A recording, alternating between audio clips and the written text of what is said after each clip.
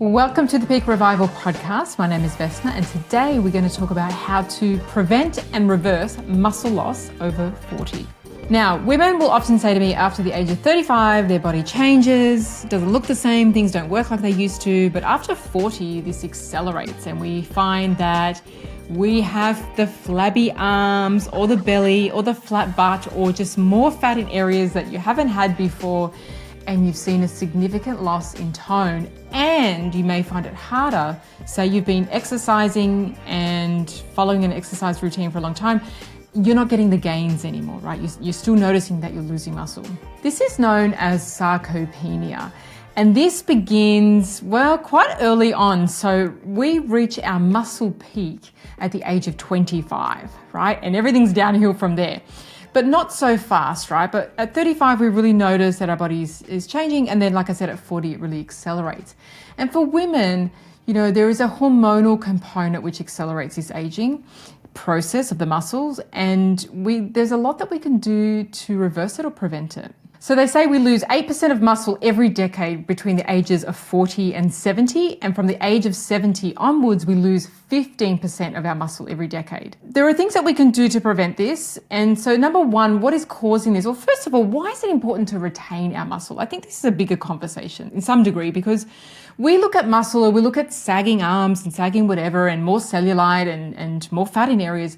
Aesthetically, we don't like it, but really there's a much bigger part to having more muscle, which is muscle is one of our biggest indicators of health and longevity. The more muscle that we retain, the healthier we are, the longer that we're going to live, the stronger that we are, the stronger our bone health will be.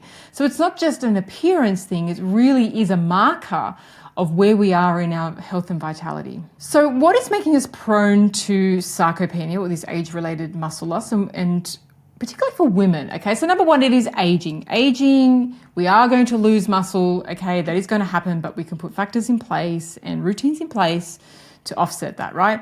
Number two is insulin resistance, okay? Now, unfortunately, as our hormones change as we get older, we are more prone naturally to insulin resistance, which is a real shame. But insulin resistance means that our body has a higher level of insulin, so our cells become resistant to insulin, and therefore we're getting these glucose and insulin spikes during the day, and that tends to mean that we will place more fat around the belly, so you'll get that belly fat, that muffin top, and generally more fat everywhere. But insulin resistance is linked with sarcopenia, and that means that the fat that we store around our body is actually inflammatory fat, and it creates more inflammation in the system. So again, it's not just that it doesn't look good, it's impacting our health. Inflammation is the heart of every symptom condition in the body. So if we can reduce inflammation, we can really improve our health. The third thing is hormonal changes. As I said, as we're coming up to perimenopause and menopause, we are going to be more prone, and sarcopenia accelerates if we don't adjust our diet and lifestyle. Also, weight gain plays a huge factor, again, because of the insulin resistance.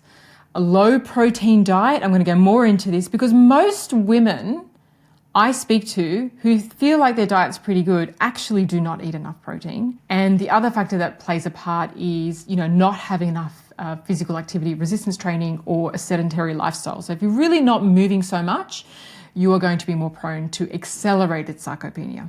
So what do we got to do? Number one, we've got to look at the diet. We've got to look at protein, because protein and amino acids in the protein, so the building blocks of the protein, build muscle. They're part of the muscle protein synthesis, right? So we need the animal protein or plant proteins. Animal protein does give us a better utilization of protein and amino acids to create the muscles, but obviously if you are vegetarian or vegan, that's okay. You can get it through plant proteins as well. So really what you're looking at in terms of kind of the baseline, depending on your activity level, you're looking at least 1 gram of protein per kilo of body weight. So if you weigh 70 kilos, you're going to have 70 grams of protein in the day. That doesn't mean that 150 grams of chicken is going to give you 150 grams of protein, right? It's going to give you about 20 to 25 grams of protein. And if you need to have 70 a day, just as a baseline, that's if you're not doing any activity, which, if you're showing symptoms of muscle loss, you must be increasing the exercise and resistance training, okay? And in that case, your protein requirements go up to about 1.3, okay? 1.2, 1.3. If you're doing really heavy training, athletes will go up to 1.6 grams of protein per kilo of body weight. So what types of protein do we have? We have animal and plant proteins. Okay, animal proteins give us a really good source of amino acids. So the main amino acid that we're finding in the protein is the leucine. Leucine helps to rebuild the muscle.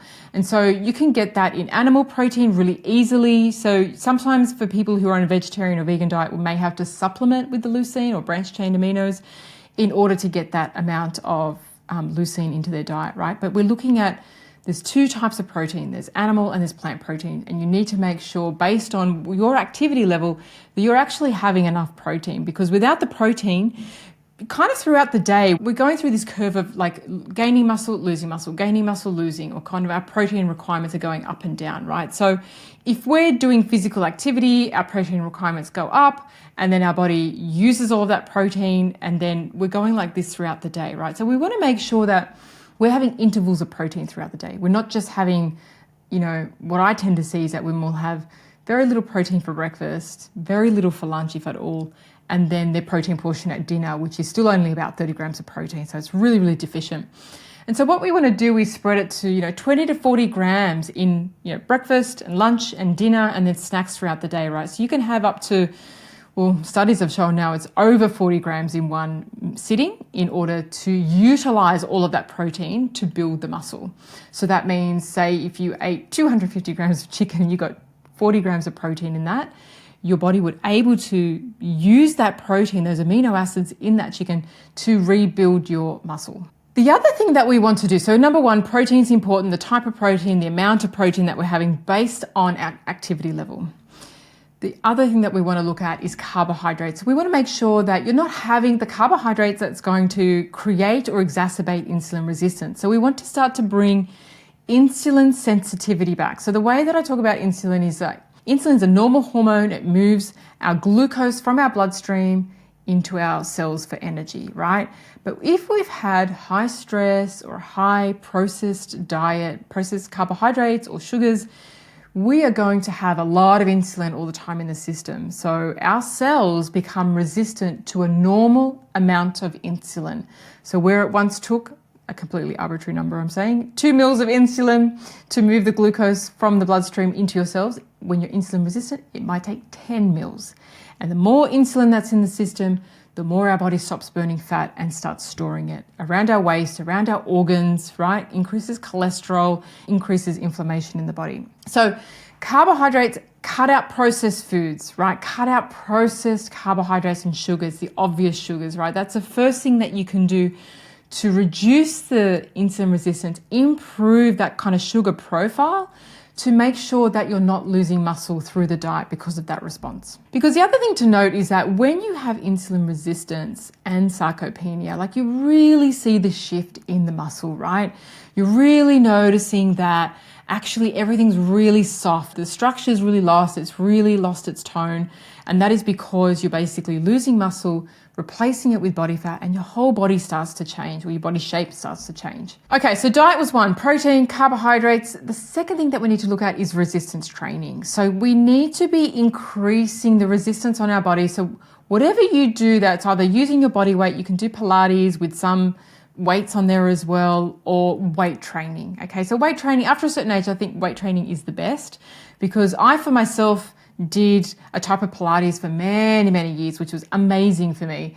And then I got to a point where it just wasn't anymore. Okay, I really needed to lift weights. I need to do heavier resistance, which has been a game changer for me. So look at resistance training 2 to 3 times a week. 3 times a week is ideal. You'll really notice a change in your body at the 3 times a week, but 2 times a week will help to rebuild some muscle and offset the loss of muscle and the sarcopenia. So whether you do something online, you build yourself a little home gym, my recommendation would be to get a personal trainer, even if it's like a small group training or a one-on-one training, to really guide you to prevent injuries and do the right exercises for you to rebuild the muscle in areas that you want. The third thing that I want to mention is that when we have sarcopenia, it correlates with osteoporosis. So it's not just a case of losing muscle, we're also losing bone. And a lot of that comes down to, yes, it comes down to diet as well, and protein and nutrition and calcium from your diet, and also vitamin D. So we have a lot of people with vitamin D deficiency. And so vitamin D, obviously people are supplementing with vitamin D, but vitamin D deficiency really means a sun exposure deficiency. It doesn't mean that you have to go pop a tablet or a capsule, right? It really means that your body is deficient in sunlight, and we have so many other things that the sun gives us more than just vitamin D.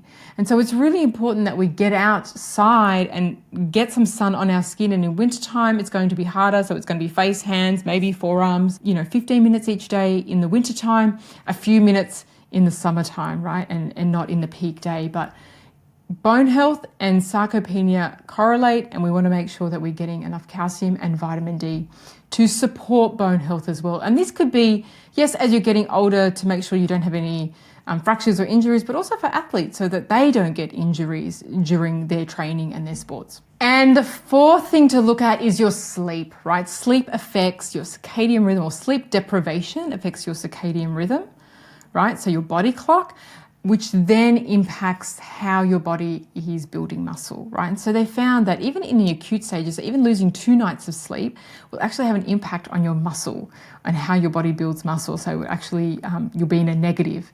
So making sure where you can, getting to sleep on time, getting to bed by 9:30, 10 p.m. is my kind of rule. But if you're a shift worker or you've had chronic insomnia, then really looking at addressing the underlying reasons of why you're not getting proper sleep, because it is, like I said, breaking down muscle. It increases our cortisol, reduces testosterone. All of these things tend to break down muscle. So again, we're in a deficit. And if you can address your poor sleep, whether it be poor quality or unable to fall asleep quickly enough or waking up in the middle of the night, they should be addressed in order for you to have proper muscle and bone health. Okay, I hope this was helpful. So just to summarize, sarcopenia, age-related muscle loss, accelerates into our 40s. We can prevent and reverse it through making sure that you have enough protein in your diet, good source of protein, cutting down the processed carbohydrates and the sugar, adding in resistance training 3 times a week ideally, but 2 times a week if that's all you can do, and getting out in the sunlight for your vitamin D, for your calcium, for your bone, because sarcopenia correlates with osteoporosis, and getting enough sleep. So those are the factors that are important to make sure that things don't jiggle as much as you get older, but also to maintain muscle health for health and longevity in the future, and for strength and for tone, and to keep you strong and feeling amazing. Let me know in the comments below which one of these you are going to implement first.